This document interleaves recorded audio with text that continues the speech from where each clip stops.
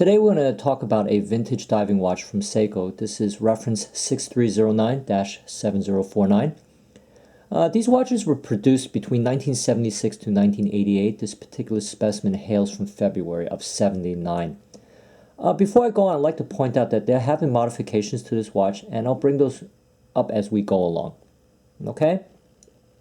This is a cushion-shaped diver, as you can see.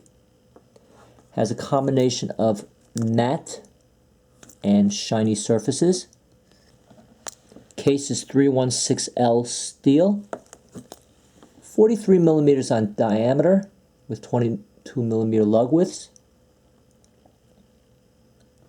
Has a screw down crown, screw on case back, water resistance rating of 150 meters. The bezel is bidirectional and 60 click.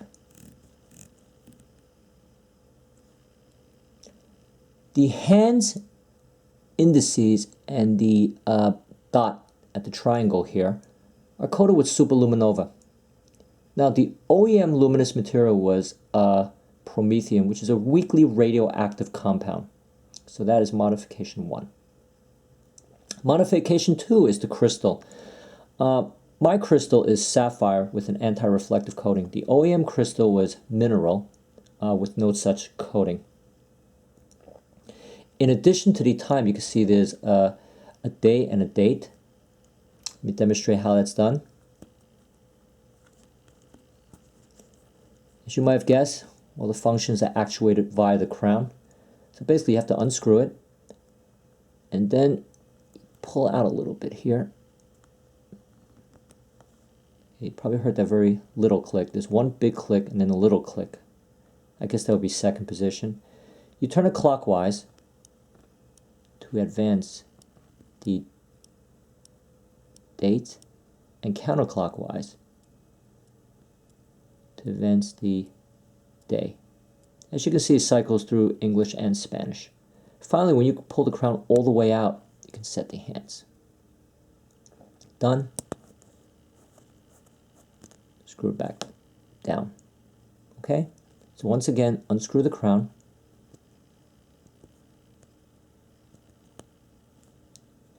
Get this. Hear that first click? You pull out just a little bit more. There's a little click. Clockwise. To advance date. Counterclockwise to advance the day, all the way out to advance to set the time. Okay, there'll be a quiz on this tomorrow.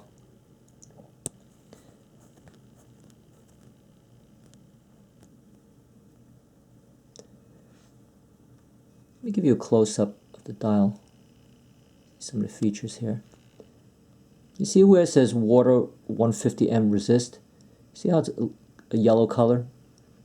The original color was red, but it fades away gradually over time, and sometimes it changes to yellow. That little square, if you will, that little box underneath the 150M is called the SUA symbol.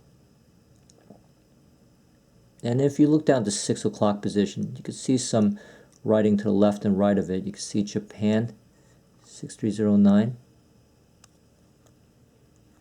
and -704L on the other side.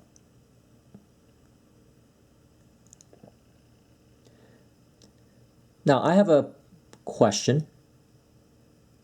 I want you guys to take a look at these hands. I've often wondered whether these are OEM or aftermarket. Some of the prevailing theories out there are these. OEM hands are stamped very flatly.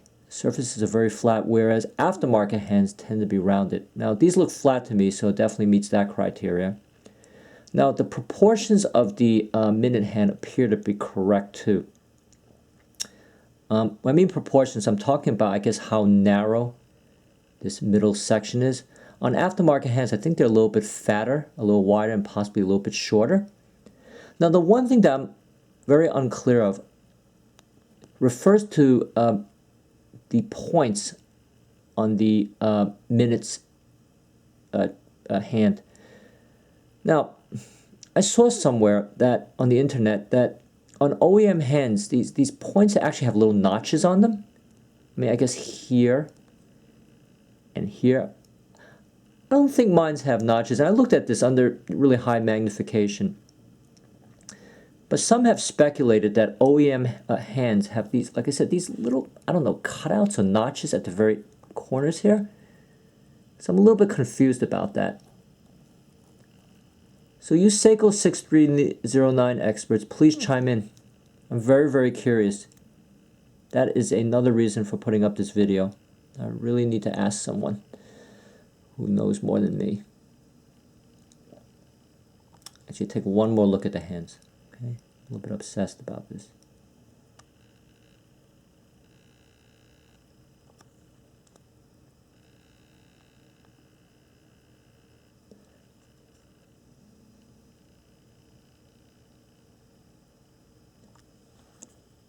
Now, as you may have noticed when I was demonstrating how to set the day and the date through the crown, I didn't mention any position for winding. That's because in order to, this watch is non-windable, nor is it hackable.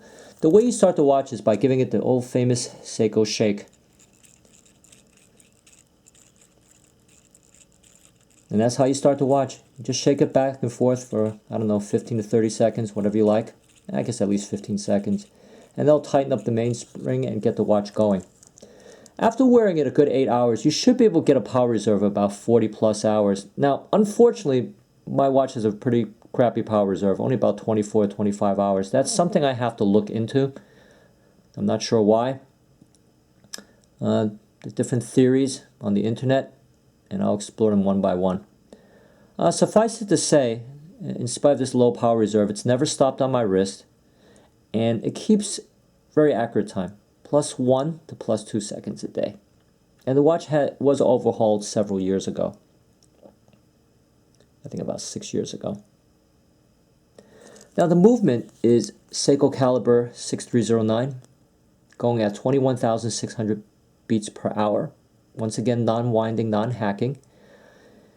And these movements are designed to be very durable, reliable, and easy to surface. Okay, out of the factory, these watches are not terribly accurate, but they can be adjusted with a little patience to get to very good accuracy, and very often it will be very stable, it'll stay that way. Once you get to a certain accuracy, it'll stay that way for quite a while. But it's not the easiest watch to regulate or to adjust. There's a little lever in there, the regulating lever, that's very, very sensitive. You move it a little bit, it'll be very fast or very slow. So you need a bit of patience for this, and preferably a timing machine.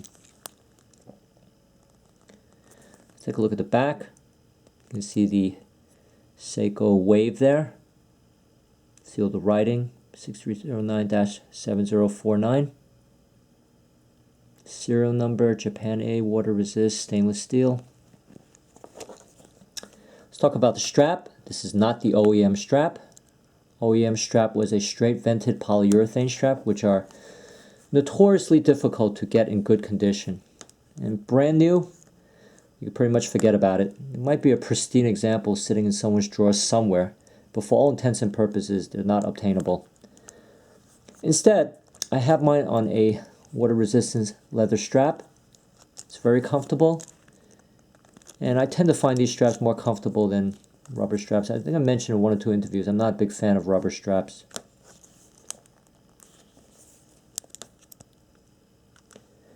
Now, I'll end this review on a philosophical note. Is it okay to modify watches? I would say I tend not to modify my watches 99.99% of this time. But why this particular Seiko? Especially if it's a vintage watch and you might hope to sell it one day and tell the next buyer that it's all original. I thought about leaving it the way it was, but when I got it, it looked a little bit, I guess, a little worn out. And, you know, it's not, I didn't really want a museum quality watch per se. I wanted something that looks a little nicer, very wearable.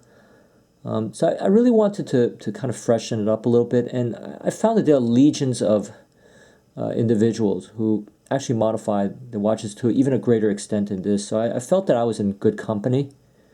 So maybe I thought it was not completely sacrilegious to do so. So the question is this really a Seiko 6309-7049? It's been modified?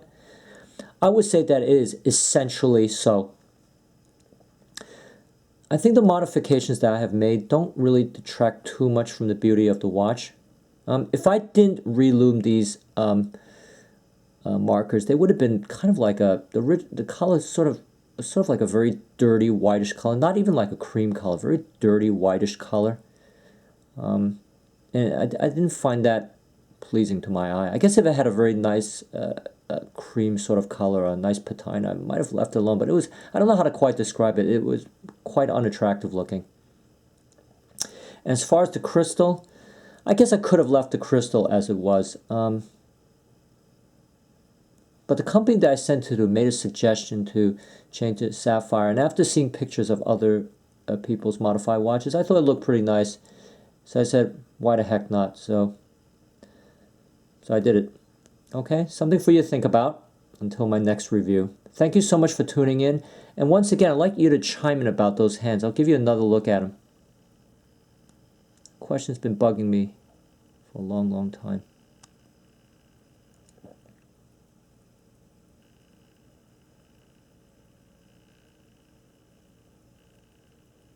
Also, another theory out there about the hands, which I forgot to mention before, is that original hands supposed to have a mirror-like quality,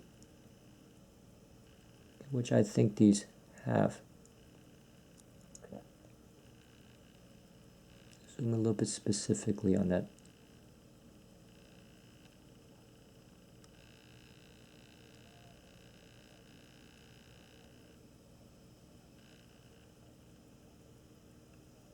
Okay, thanks so much for tuning, and a special thanks for those who decide to subscribe to my videos. Greatly appreciate it, and I welcome all your comments as usual, both good and bad. Okay, until next time, signing off now. Bye.